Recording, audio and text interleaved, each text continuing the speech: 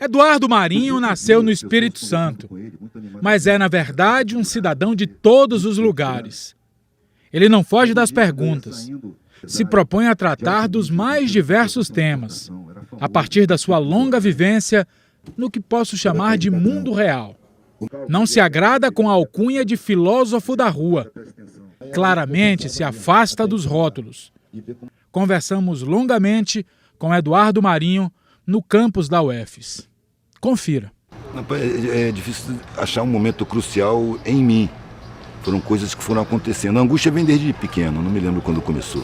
E não começou também como angústia, começou como uma percepção incômoda.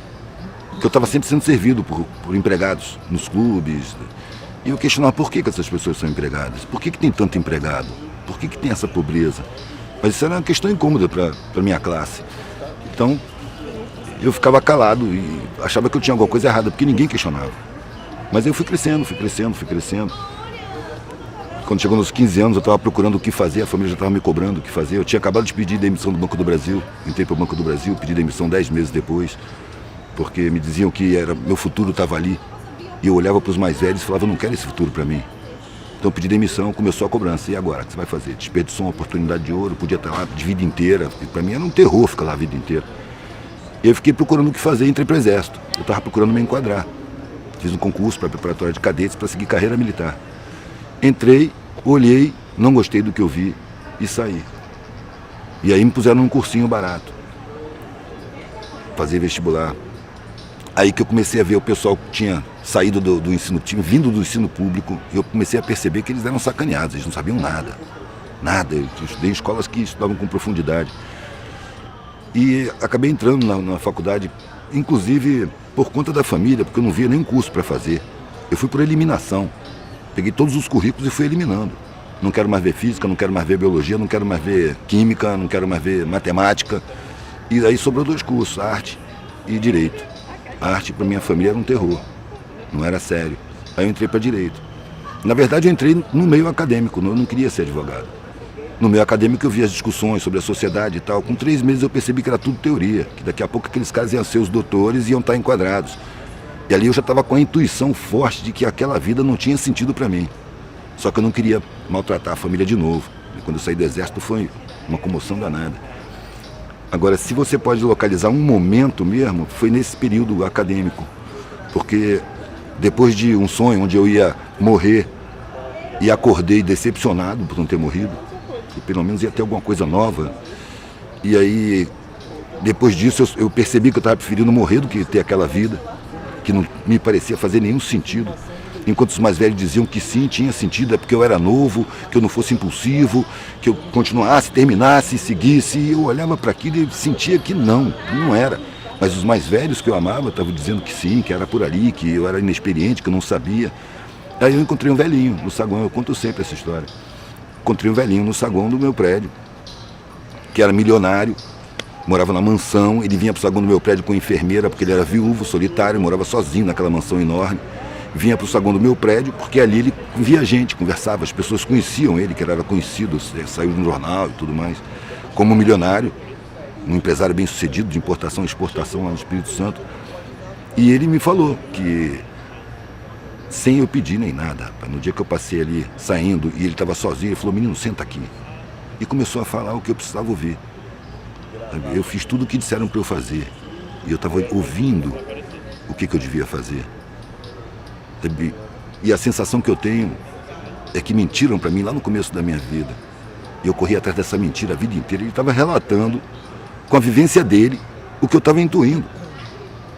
As pessoas me veem como um milionário, bem-sucedido, um empresário de sucesso, vitorioso, e eu por dentro me sinto um fracassado. Passei a vida inteira sem pensar na morte. Mas eu envelheci, estou com quase 90 anos. Estou tomando um monte de remédio, só posso sair de casa com a enfermeira. Então eu estou sentindo que a porta da morte está aqui na minha frente. Quando eu senti, claro, que a minha vida está acabando, eu olhei para a minha vida, ela tinha perdido completamente o sentido. Velho, esse foi o... Eu saí do lado dele, fui direto para a secretaria da universidade e pedi desligamento. Eu não quero mais ser doutor, procurar um sentido para a vida. Eu não sabia o que eu ia fazer, eu sabia o que eu não ia fazer. Mas eu já tinha viajado de carro, desde que eu saí do Exército, eu saí com couro duro, né? Sobrevivência, guerra na selva, manobra. Então, férias, feriado. Eu pegava a estrada de carona, dormia no acostamento, convivia com os hippies na época, né, 80, 79, 80. Comecei a ver que existia maneiras de ser que eram serenas. Eu encontrava pessoas que tinham serenidade. E vivendo na rua, e viajando de carona. Aí, como eu estava vendo a minha vida muito angustiante, eu resolvi pegar a estrada e experimentar o que era não ter nada. E também eu tinha vários outros parâmetros. Por exemplo, a minha classe, todo mundo tinha uma preocupação enorme em manter o padrão ou subir de padrão. E tinha um pavor de descer de padrão. Só que nas minhas viagens eu convivia com as pessoas mais pobres. Eles não tinham nada e estavam felizes. Eram pessoas mais espontâneas, mais solidárias. Era uma relação melhor. Eu via que tinha ignorância, mas eu sentia alguma coisa no ar que eu não sabia o que era. Eu falei, quero ser igual. Eu quero não ter nada. Quero saber como é que a gente se sente não tendo nada. Quando eu falei isso com a família não admitiu. Isso é uma vergonha, uma degeneração. Me acusaram de um monte de coisa. Eu só queria fazer a experiência de não ter nada. Só que meu pai e minha mãe, eu nunca vi eles discutirem. Meu pai e minha mãe eram... Eu sempre tratei eles de eles. Não tinha diferença. Eles estavam sempre de acordo. Sempre. Nunca vi nem discordar, quanto mais discutir. Então eles colocaram para mim, você não pode fazer isso. E eu disse, eu não estou pedindo. Eu estou avisando. Se você fizer isso, você não é mais da família. Eu tomei um baque, né? Porque essa frase não veio sozinha. Se você adoecer, vai para a saúde pública. Se você for preso, não me procure para nada. Não tem mais nada aqui para você. Se você pegar a sua mochila e sair dessa porta, você esquece que teve família. E veio bem claro na minha cabeça. Eu demorei um tempão para tomar essa decisão. Agora eu tenho a obrigação moral de assumir as consequências. E foi isso que eu falei com meu pai. Eu não esperava ter essa consequência, um rompimento tão completo. Mas se isso acontecer, eu tenho que assumir. Eu acho que ele contava com a minha covardia. Mas eu estava apavorado com a vida sem sentido. O nego falava, você foi muito corajoso. Não, eu estava com medo. Medo de chegar na idade daquele coroa daquele jeito ali. Inclusive foi isso que eu pensei na hora. Antes, não falei para ele. Mas eu pensei comigo, isso não vai acontecer comigo. Eu morro antes, mas não chego na idade desse cara dessa maneira. Vou procurar um sentido para a vida. Ou eu vou achar um sentido, ou eu vou morrer procurando. Não tem outra hipótese. Uma filha minha, com 14 anos, falou, acho que eu tenho direito de conhecer os seus pais, meus avós. E aí eu falei, tá. Ela foi. E eles já tinham percebido que não tinha retorno. Aquilo era uma expectativa de me pressionar a voltar atrás. Mas aí eu já tinha passado por todas as situações de miséria que eu podia ter passado, antes de ter filho. Depois, com os filhos, eu tive que aprender artesanato, fiz pão, sapato, fiz um monte de coisa. Brinquinho, pulseira, colar. E sempre interessado na vida, nas histórias. Comecei a ouvir história de puteiro, sabe? Ouvindo vidas, vendo coisas. Ficou muito interessante a vida. Sumiu a angústia. O nego fala hoje, você largou a sua zona de conforto. Cara, aquela zona foi a mais desconfortável que eu vivi, velho. Porque as pessoas só pensam em conforto externo. O desconforto era interno, Eu fui percebendo que as necessidades que a gente tem não são as materiais as principais, são as imateriais. É a satisfação em estar vivo, a sensação de estar integrado na coletividade, sabe? A troca de afeto. Sabe? Essa é a função para mim. E ali eu vi o pessoal mais afetivo, mais solidário. De repente, na época dos mendigos, ainda passei 2 anos no meio da mendicância. De repente eu me vi no meio das pessoas que tinham aquele aspecto destruído, sem dente, com cicatriz, maltrapilho. E percebi uma humanidade que eu não conhecia, muito mais solidária, muito mais humana, muito mais espontânea. Um se sacrifica pelo outro, todo mundo junto. E, o melhor pessoal que eu já conheci está aqui. E aí comecei a olhar para o Estado, para a sociedade de outra maneira.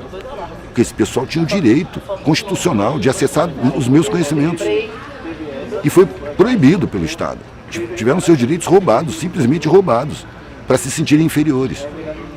Aí eu comecei a entender a sociedade de outra maneira. E comecei a achar constrangedor ter mais do que se precisa diante de tanta miséria. E a gente é adestrado para achar que a opulência é motivo de orgulho. É porque a gente não é muito primitivo.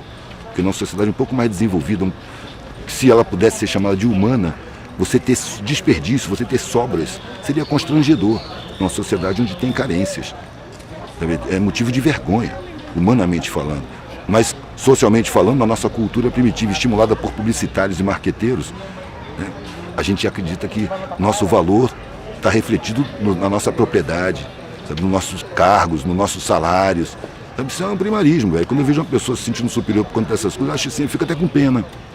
É como se fosse uma criança espiritual, que não está percebendo a realidade. Está convencido por uma sociedade mentirosa de que ele é melhor do que os empregados dele.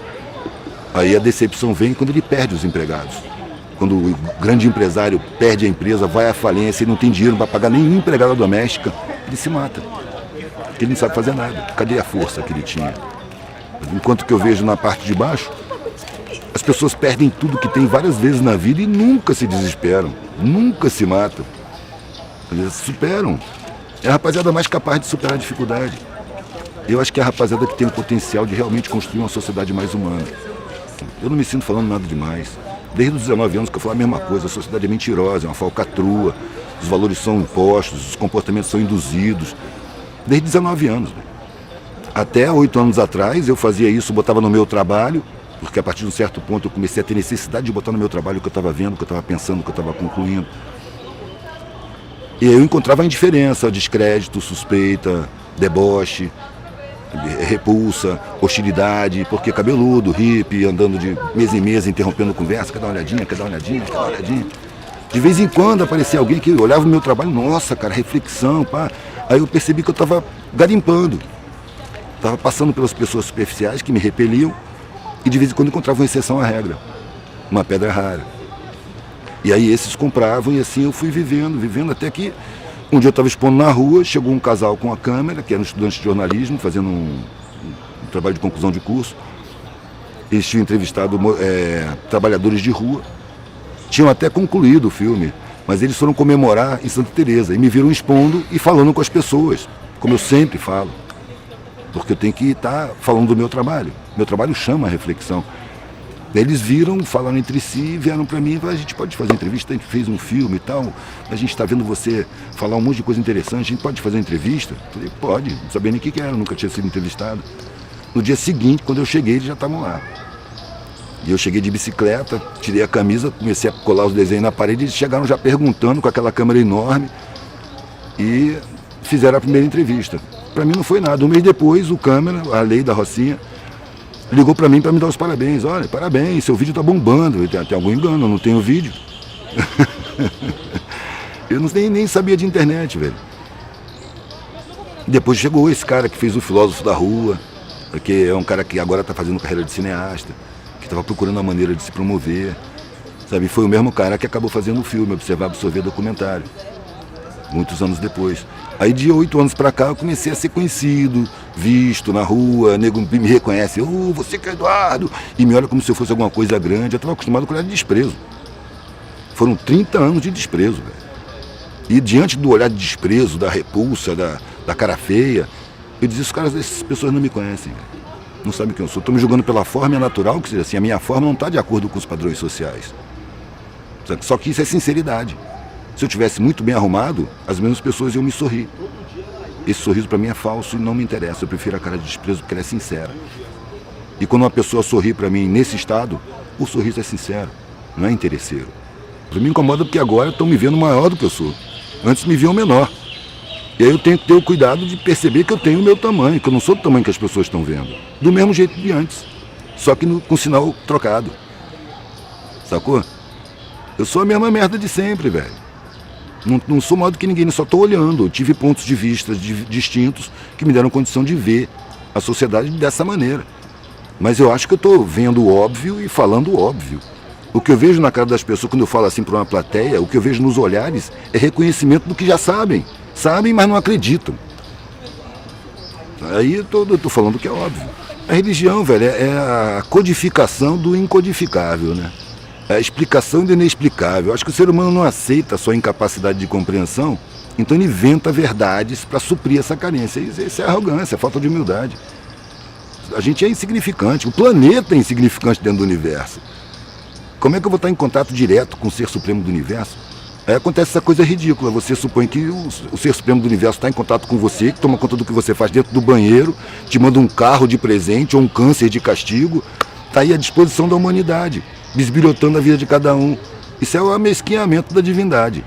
Eu prefiro a ignorância, velho. Eu me abraço com a ignorância para não cair no ridículo. Eu não permito que a minha razão se meta onde ela não tem alcance. Porque, para mim, a religião chegou a um ponto de ser controle de grupo. Olha os evangélicos aí, ascendendo no poder social, tomando conta, se comportando totalmente em oposição ao cristianismo. O protestantismo apareceu exatamente para legitimar o lucro. E aí Deus, ele premia você com riqueza material. Velho, você viver com riqueza material, você tem que viver se defendendo, você não confia em ninguém, você se cerca de falsidade, de interesse. Você não tem mais espontaneidade na vida. Você tem que ficar preocupado, é um mundo cheio de miséria, velho. Se você tem mais do que você precisa, você está em risco. Para começo de conversa, você está em risco. Em segundo lugar, você não tem mais sinceridade para você, porque todo mundo fica simpático, todo mundo fica legal, todo mundo está a seu serviço, todo mundo é leal, honesto, de boa vontade. E é um mundo falso. A gente não precisa disso tudo. Se patrimônio fosse o sentido da vida, quem tivesse patrimônio não morria, velho. No entanto, morre, o patrimônio fica tudo aí. Às vezes divide a família que briga pelo patrimônio. A gente não precisa disso tudo, velho. E a vida é muito rápida, ela acaba. Pra quê grandes patrimônios? Se você vai constituir igual o velhinho, passou a vida inteira constituindo o patrimônio e aumentando o patrimônio. Quando chegou no fim da vida, olhou para trás, não tinha sentido. Ele só queria afeto. E afeto ele nem pensou nisso. A gente passa por um adestramento social, pela educação, pela cultura, pela publicidade, sabe, de que felicidade é consumir. E é mentira. Você ter valor é ter patrimônio. É mentira. É porque a sociedade ainda não chegou no patamar de humana. É uma sociedade patrimonial, é uma sociedade empresarial, é uma sociedade onde o lucro e o patrimônio valem mais do que a vida. Isso é evidente. E essa ideia é incutida na gente todo dia. Né? Todo dia. Todos os... Começa nas crianças, velho. Você mete uma criança na escola, pronto, ela vai ser enquadrada. Não pode ter alegria enquanto aprende. Por quê? Adulto não pode ter alegria enquanto trabalha. Você vai deixar para viver nas horas vagas. A maior parte dos postos de trabalho. É exato. Você vai viver nas horas vagas, velho. Vai esperar 11 meses para viver um mês. E quando chegar no fim do mês, você está deprimido, porque você não gosta do que você faz. Daí eu falei isso com meus filhos, cara. Não escolhe um trabalho que te dê dinheiro que você não goste. Não vale a pena você fazer o que você não gosta por dinheiro. Porque com o tempo você adoece, vai precisar do dinheiro para se tratar. A gente não precisa de muita coisa, a gente precisa de satisfação em viver. Então escolhe um trabalho que você adora. Você adora passear com o cachorro, é tudo que você quer. Vai passear com o cachorro, cara. Não se preocupa, porque seguro que você tem é que vai morrer. Eu me senti um recepcionista, recebendo pessoas que ficavam sob a minha guarda até que eles pudessem se sustentar. Simplesmente assim. Como ia ser isso, eu não sei. O principal para mim era dar uma boa alimentação, porque eu tenho medo da saúde pública, e era a saúde que eu tinha. Não é nem a saúde, né? É o sistema de medicina que eu tenho acesso.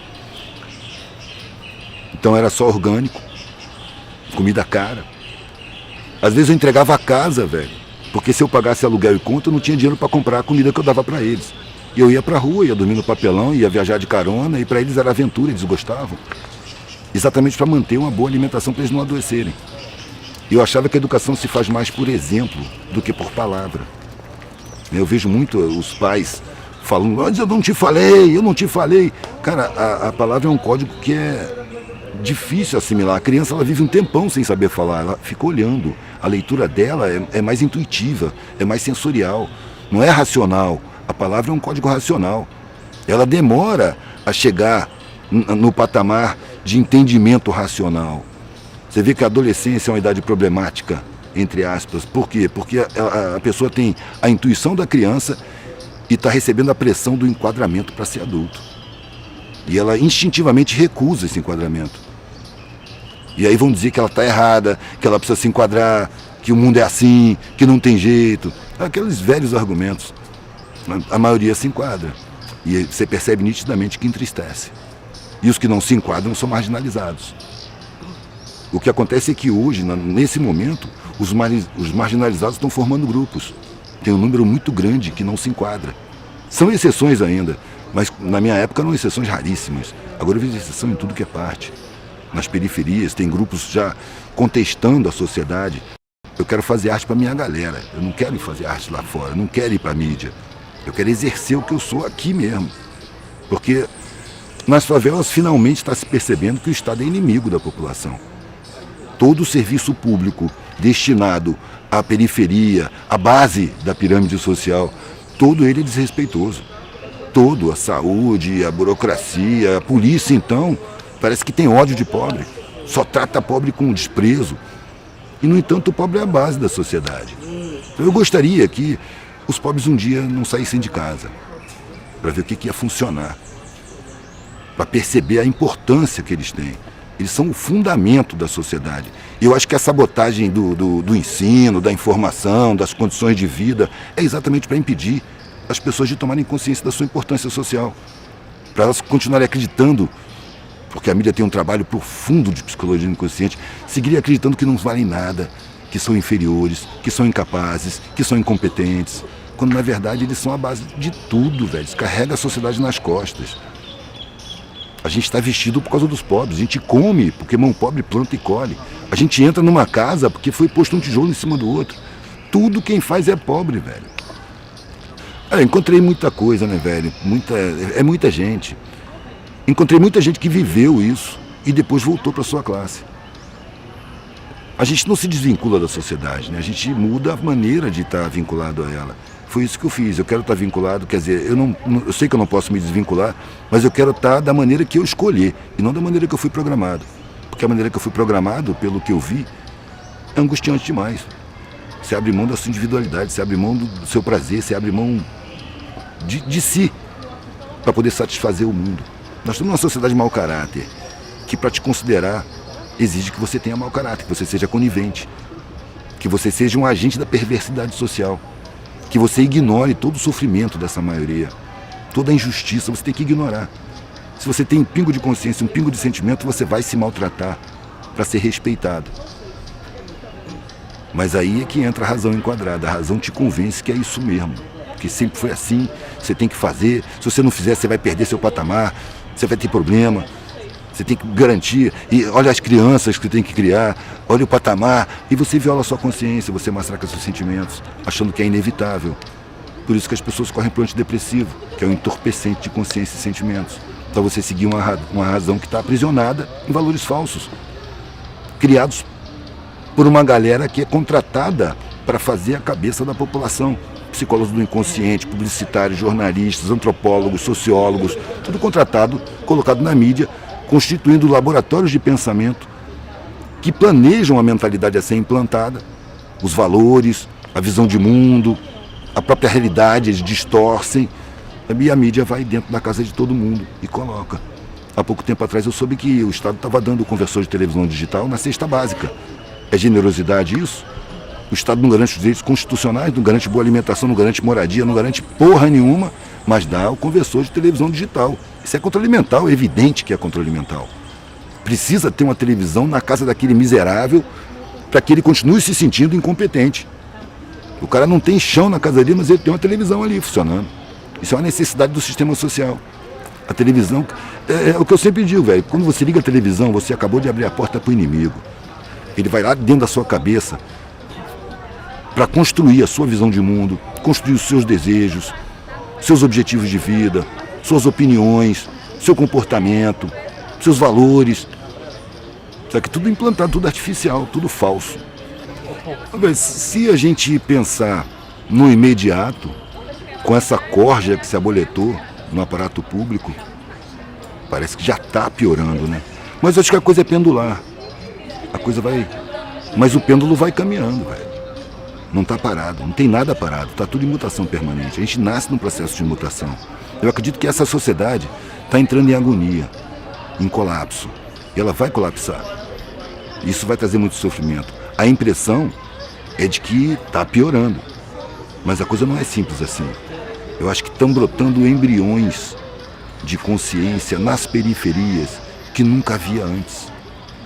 Há pouco tempo atrás eu entrei em Acari e o cara, quando me viu, falou: porra, Edu, ainda bem que tu chegou, cara, só tem gente alienada aqui, porque a rapaziada do Centro Cultural, do Comitê Cultural, estava tudo fora. Ele estava sozinho ali com a galera da favela, todo mundo estava lá dentro, lendo, vendo vídeo, era um centro cultural, né? E quando ele falou isso, eu falei: velho, tempos atrás, nas favelas, não tinha ninguém reclamando de alienação. Agora em toda a favela que eu vou tem. As favelas não tinham órgãos de informação, agora tem. A Maré tem 5, 6 jornais da Maré, a TV Tagarela da Rocinha, tem um Raiz em Movimento do Alemão. Gente que já está vendo a sociedade de outra maneira, que ainda são, dentro da favela, vistos como os loucos. Os caras meio malucos. Só que a favela não tem esse poder de discriminação que a classe média tem. Eles são malucos, mas a gente brinca com eles. Sacou? Não é motivo para ter raiva deles. E aí as crianças estão vendo esses caras, admirando esses caras e tendo uma alternativa de referência, que antes era só o tráfico. Né? O tráfico, ele atraía, não por ser tráfico, mas porque o traficante, ele portava todos os símbolos que a televisão botava no subconsciente de que é necessário ter para ter valor social. O cara tinha roupa de marca, o boné de marca, cordão de ouro, sabe? E ainda encarava a polícia. Na favela, a polícia é inimiga, chega esculachando com todo mundo. Bala passa de parede a parede como se as paredes fossem de manteiga. E dia de morro lombrado, ninguém dorme na cama, todo mundo dorme no chão. Quem está em área de tiroteio só dorme no chão, velho. Eu vi foto de criança sem o tampo da cabeça. Estava na cama, passou uma bala de fuzil e levou o tampo da cabeça da criança. Ele ainda manda foto para mim e fala, divulga aí, você que tem visibilidade. Eu não vou divulgar uma coisa dessa, velho. Eu divulgo a situação. Mas eu acho que essa parada de choque não é útil. Porque desperta também muito ódio. Velho, eu tenho vaselina, os rótulos não me pegam, entendeu? Pode rotular a necessidade das pessoas. Eu não vejo rotulado por nada. Agora é natural que me rotulem. A sociedade do rótulo, né? Então é natural. Eu não posso fazer nada. E não pode me incomodar também. Eu sei que eu estou seguindo minha consciência. Eu acho que minha intuição me diz que se eu sigo minha consciência, eu estou bem com a espiritualidade. Eu estou bem comigo mesmo. Eu estou em paz interna. Mesmo com todos os incômodos que eu tenho não tenho incômodo comigo e com o meu comportamento. Eu não me sinto dominado. Eu me sinto inserido, mas da minha maneira. E eu comecei a botar o que eu vejo no meu trabalho, não foi para esclarecer ninguém, foi para desengasgar. Eu não tinha intenção de fazer a cabeça de ninguém, de abrir a cabeça de ninguém, de conscientizar ninguém. Eu tenho minha consciência para tratar. Sabe? É a minha consciência que eu tenho acesso, eu não tenho acesso à sua. A sua é você que tem acesso. Então a gente pode trocar ideia. Quando a pessoa me procura, a gente troca ideia. Sabe? Ela vai pegar a ideia e vai fazer o que ela quiser, o que ela puder. Eu estou dizendo o que eu estou vendo, o que eu acho é que eu vejo o óbvio. Tanto que geralmente o que eu vejo na cara das pessoas é reconhecimento do que ela já sabe. Lá no fundo ela sabe, só que ela não acredita. Porque a indução é muito forte, o massacre midiático é muito forte. O poder cultural já está dominado, empresariado, esvaziado de conteúdo. A arte e a cultura são elementos potencialmente subversivos. Então o sistema social domina e transforma em produto de consumo. Superficialidade é a necessidade de manutenção dessa estrutura social. As coisas foram rolando muito intuitivamente, velho. Quando eu cansei de pedir comida, eu comecei a fazer brinquinho, pulseira e colar e aprender com os hippies. O meu primeiro alicate eu achei no lixo. Eu limei com pedra de amolar, ele era um jacaré, eu arredondei e comecei a torcer arame, fazer umas coisas horríveis, mas fui trabalhando. Sabe? Na gravidez já, da primeira criança. Quando a gente descobriu a gravidez, foi em Itabuna. A gente fez um teste de farmácia. A gente estava viajando de carona, não tinha casa. E quando deu positivo, a gente saiu pulando pela rua comemorando. Não tinha casa, não tinha plano de saúde, não fizemos pré-natal, nada, velho. E a gente saiu comemorando. Pode dizer, irresponsabilidade é irresponsabilidade. Eu fui completamente irresponsável. Se eu fosse responsável, eu tinha me enquadrado. Então eu dou graças a Deus, dou graças à minha irresponsabilidade. Que eu estava exposto ao risco. Só que liberdade é risco. Segurança é prisão. Não é à toa que segurança máxima é o nome da pior cadeia que existe. Se você quer segurança social, plano de saúde, casa boa, escola particular para os seus filhos, você vai ter que aceitar correntes, velho. Você vai ter que viver prisioneiro. Aí vem as regalias, aí a sociedade te considera. Agora, se você se recusa a colaborar, é pau, é peia, é chicote. E é natural que seja assim. Para mim tá barato. Eu odiaria ser um privilegiado e se eu tivesse perdido a minha vida indo para um trabalho que eu detesto, convivendo com pessoas que eu não me identifico. Sabe? Eu gosto de estar solto, eu preciso estar solto. Acho que todo mundo precisaria estar solto. Mas o medo implantado pela cultura social, pela mídia, né, pela escola, o modelo de ensino, que ninguém questiona, ele não é humanista, ele é empresarista. Ele prepara competidores para o mercado de trabalho e não seres humanos para integrar uma sociedade harmônica. Aliás, qual é a escola que fala em harmonia social? Não tem. Você tem que vencer na vida. É o inferno, velho. Quando eu percebi que uma vitória gera várias derrotas, eu falei, a alegria da vitória não vale a pena. Eu não quero que minha alegria seja calcada em tristezas alheias. Então eu parei, não quero competir, eu quero viver. E é isso que eu estou fazendo, não estou querendo vencer. Sabe? No final, você morre, velho. Vencendo ou perdendo, você morre. E quando você morre, que você olha para trás, na hora que você vai morrer, você olha para a sua vida, a maioria das pessoas vê um vazio. Todos os valores perderam sentido, porque eram todos formais, eram todos superficiais. O conteúdo ficou esquecido em segundo plano. No adestramento social, a gente é convencido que o sentimento é uma fraqueza, uma fragilidade, esconde o sentimento. Isso é bem... tem seu motivo, né? O sentimento, ele não é tão adestrável quanto a razão. Então você desvaloriza o sentimento e prioriza a razão. O que eu fiz foi inverter isso aos 19 anos. Quem vai me comandar é o sentimento. A razão vai assessorar o sentimento para colocar em prática o que o sentimento decidiu. Mas eu vou fazer o que eu sinto. Porque a razão foi condicionada. A razão pode ser aprisionada. E ela é aprisionada.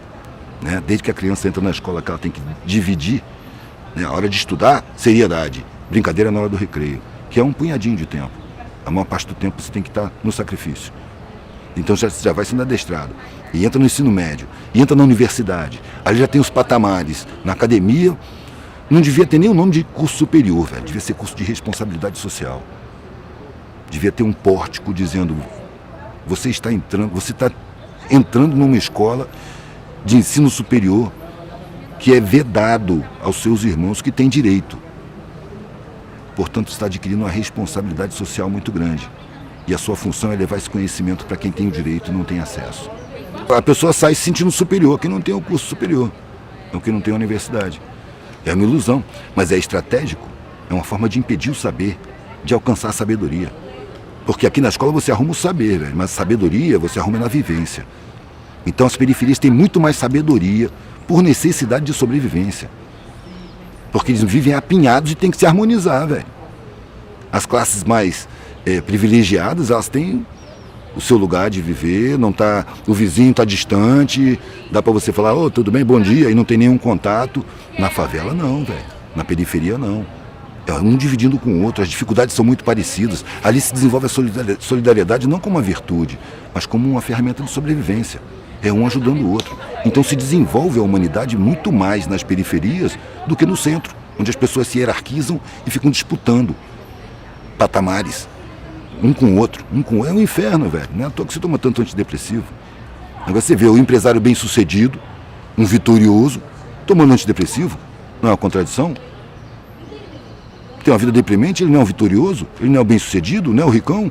Por que ele vive angustiado?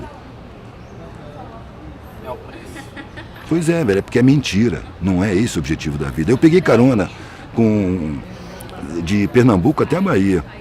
Muitos anos atrás, eu era um moleque. Eu peguei uma carona com um cara mais velho do que eu, com 35 anos e tal. E a gente foi conversando. Como eu era um desconhecido, isso acontece muito. Eu era um desconhecido que pegou carona, que veio do nada e que daqui a pouco vai sumir. Então as pessoas se sentem à vontade para dizer coisas que elas não dizem para ninguém. E o cara viu que eu tinha uma capacidade reflexiva, tinha como dialogar. E ele falou, cara, eu sou um fotógrafo bem sucedido. Eu ganho muito dinheiro, eu sou o cara que ganha mais dinheiro na minha família, velho. Todo mundo me admira. Mas eu sinto um vazio, eu sinto uma angústia. Eu falei, claro, velho, porque esse não é o objetivo da vida. Dá esse vazio mesmo. Você conseguiu o que a sociedade recomenda, mas não o que você precisa como ser humano. Várias vezes eu passei por empresários que diziam exatamente a mesma coisa. Pô, por que eu sinto esse vazio? É porque você está violando sua consciência, porque você está exercendo perversidade, você está explorando os injustiçados sociais. Sabe? Se eu pago um salário de merda para um cara trabalhar para mim, eu estou sendo conivente com a injustiça social, estou sendo cúmplice, eu estou me aproveitando da injustiça social. Porque ele tinha o direito de ascender socialmente, ele tinha o direito de acessar as escolas todas até a universidade. É direito constitucional, mas o Estado não cumpre sua Constituição com a massa mais pobre. Então o Estado, para mim, é uma organização criminosa, velho. Que faz os mais capazes, os mais fortes, se sentirem os mais fracos e mais incapazes. E convence, ilude os que dispõem de grana e privilégio de que eles são fortes. E não são, eles são dependentes. precisam dos de baixo. Sem os de baixo eles não são nada, velho. Seria bom, que eu escuto às vezes em favela ou em periferia, porque a sociedade estimula o confronto e a revolta. Vai ser o caos quando a favela for pro centro, quando a periferia for pro centro, quando o morro descer pro asfalto. Aí eu peço atenção para perceber que todo dia, escuro ainda, o morro começa a descer pro asfalto e a periferia lota os transportes públicos para chegar no centro. E é exatamente isso que faz a sociedade funcionar. No dia que o morro não descer para o asfalto e a periferia não for para o centro, para tudo. Para tudo. Seria uma experiência muito boa. Porque aí apareceria quem é importante. Quem é que vale mais. Que são exatamente os que são convencidos de que valem menos. Pela forma e não pelo conteúdo. O melhor da humanidade está nas periferias. E eu acho que essa sociedade está colapsando e vai morrer. Está em agonia já. Só que isso é uma coisa de gerações. Não é uma coisa para uma vida. Outra ilusão criada é você mudar o mundo. Ninguém precisa mudar o mundo porque o mundo é mutação permanente desde que ele apareceu. A gente participa dessa mutação e tem pouco tempo. O mundo tem bilhões de anos. Quanto tempo tem uma vida? Umas dezenas de anos. Você vai participar. A diferença é como você participa. Enquadrado ou não. Da forma programada ou não. O que eu queria era participar da forma que eu escolhesse, não da forma que eu fui condicionado, que me foi cobrada. E como eu não quis, eu fui banido. E participo assim, dessa maneira. E me sinto bem participando assim. Mesmo correndo todos os riscos, mesmo tendo passado um monte de coisa que eu passei. Às vezes eu escuto, pô, eu queria viver assim, que nem você. Eu sei que não. Não queria, não. Ninguém gosta de acordar com butinada de polícia, ser abordado com agressividade o tempo todo. Sabe, de ser olhado com estranheza, com hostilidade, com repulsa, com medo. Isso ainda acontece muito com você? Agora não, porque eu tô cheio de cabelo branco, né? Até a polícia já não bate mais. Com o tempo, né? A coisa foi diminuindo. Mas aquilo tudo eram lições, eu precisava passar por aquilo tudo. De desenrolar com o delegado. Aí que eu fui entender por que era necessário que a família cortasse relações comigo. Porque eu tinha que desenrolar diretamente com o sistema de segurança, com o sistema de saúde, com o trato público. Era coisa do meu aprendizado. Porque se eu pudesse passar a mão no telefone e pedir socorro, eu não teria passado por um monte de coisa, não teria aprendido um monte de coisa. Aí, com o tempo, que eu fui percebendo a necessidade. A vida foi se mostrando um esquema. Quando eu olho para trás agora, eu entrei no exército e ganhei couro duro, porque depois eu fui andar no sertão e eu conhecia a minha capacidade física para suportar sede, para dormir em qualquer lugar, para me defender de cobra, para perceber as condições, para não ter medo. Eu já conhecia a capacidade corporal, quanto tempo eu aguento sem beber água, quanto tempo eu aguento sem comer, quais os recursos que eu posso usar. Sabe, isso aí o exército me preparou. Assim também eu fui preparado para falar, porque eu tive que manguear. Nas épocas que eu não podia expor em banca, porque a guarda municipal tomava, eu botava no painel e saía de noite, de mesa em mesa, de bar em bar. Isso me deu facilidade de falar, porque você trata com 300 mesas e você escuta qualquer coisa, você tem que tratar com todo tipo de recepção. Sabe? Desde o medo até a hostilidade franca. Isso aí pra mim é merda, vocês são um bando de vagabundo. Quando fala vocês, não é comigo, velho. Eu tô sozinho. Até a idolatria mais ingênua. Ah, você é livre. Ninguém é livre. A gente tem graus de liberdade. Mas eu acho que liberdade, no sentido pleno da palavra, é você existir sem necessidade nenhuma. Enquanto você tiver alguma necessidade, você está preso a essa necessidade. Então não existe a liberdade para nós. Existem algumas liberdades, porque a sociedade é feita para acorrentar a gente. Em padrões falsos, valores falsos, realidades falsas, muito medo, muita ameaça. Sabia o medo, velho? Na verdade, quando o nego diz que eu era corajoso, na verdade, eu fui movido pelo medo.